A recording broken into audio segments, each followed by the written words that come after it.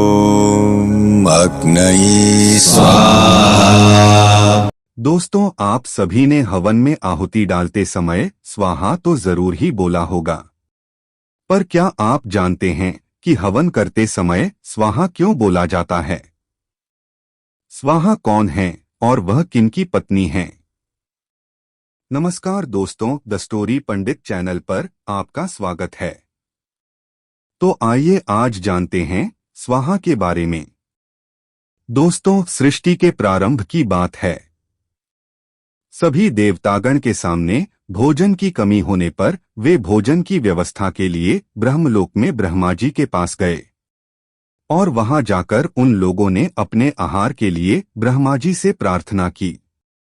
उनकी बात सुनकर ब्रह्मा जी उन्हें भोजन देने के लिए भगवान विष्णु की आराधना करने लगे। तब भगवान विष्णु यज्ञ के रूप में प्रकट हुए और उस यज्ञ में जितने भी पदार्थों की आहुति दी गई, वह सभी चीजें ब्रह्मा जी ने देवताओं को भोजन में दे दिया। इससे सभी देवताओं को कुछ समय के लिए तो भोजन प्राप्त हुआ, किंतु कुछ दिनों बाद देवताओं को फिर से भोजन की कमी होने लगी, क्योंकि पृथ्वी लोक में मनुष्य भक्तिपूर्वक जो भी हवन करते थे वो देवताओं को उपलब्ध नहीं होता था। इस बात से दुखी होकर सभी देवता एक बार फिर ब्रह्मा जी के पास गए और उन्हें आहार न मिलने की बात बताई। देवताओं की बात सुनकर इस कठिन परिस्थिति का समुचित हल निकालने के लिए ब्रह्मा जी ने भगवान कृष्ण की शरण ली। फिर भगवान कृष्ण की आज्ञा पाकर ब्रह्मा जी ने प्रकृति की पूजा की। तब माता प्रकृति अपने अंश से एक सुंदर स्त्री के रूप में ब्रह्मा जी के सामने प्रकट हुई।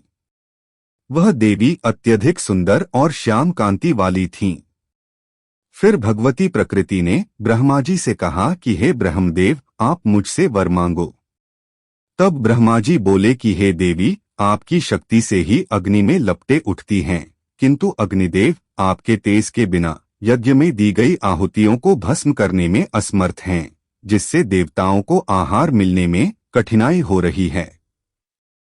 इसलिए आप अग्निदेव की पत्नी स्वाहा होने की कृपा करें, जिससे जो मानव मंत्र के अंत में आपके नाम का उच्चारण करके यज्ञ में जो भी हवन पदार्थ अर्पण करे, वह आप दोनों के तेज से भस्म हो जाए और फिर देवताओं को सहज ही प्राप्त हो जाए। इससे देवताओं को कभी भी भोजन की समस्या नहीं होगी।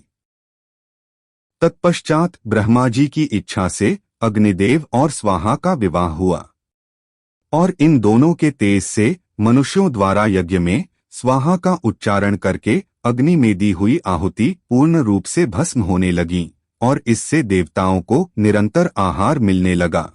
तो दोस्तों, स्वाहा स्वयं अग्निदेव की पत्नी हैं और इसलिए हवन के समय स्वाहा बोला जाता है। तो दोस्तों, इस प्रकार ये कथा यहाँ समाप्त होती है और हम आशा करते हैं कि आपको ये कथा भी पसंद आई होगी। हम जल्द ही आपसे फिर मिलेंगे एक नई और रोचक कथा के साथ, और तब तक के लिए आप सभी को हमारा नमस्कार। श्रोताओं, अगर आपको हमारा प्रयास अच्छा लगा हो तो चैनल को सब्सक्राइब अवश्य करें तथा अपने मित्रों और परिवार के सदस्यों में शेयर भी करें। धन्यवाद।